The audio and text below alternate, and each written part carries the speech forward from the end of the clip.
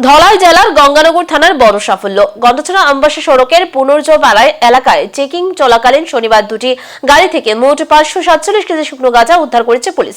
বাজার মূল্য প্রায় 1 কোটি টাকা।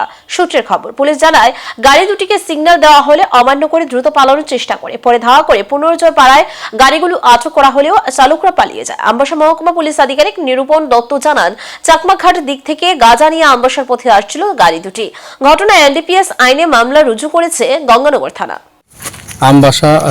গঙ্গানগর থানার হাতে একটা এনডিপিএস এর সিজারের একটা সাকসেস পাওয়া যায়।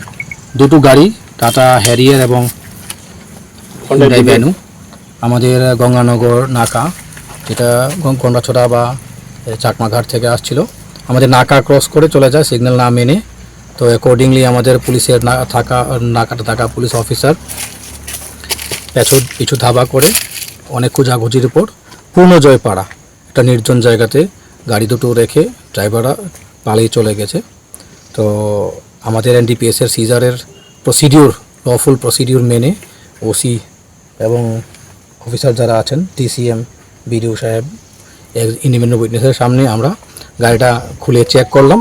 তখন চেক করার পরে এই আপনারা দেখতে পাচ্ছেন এতগুলো আমরা ড্রাই ক্যানাবিসের প্যাকেট হিসেবেই আমরা সন্দেহ করছি। এফএসএল টিমও আছে, চেক করছে।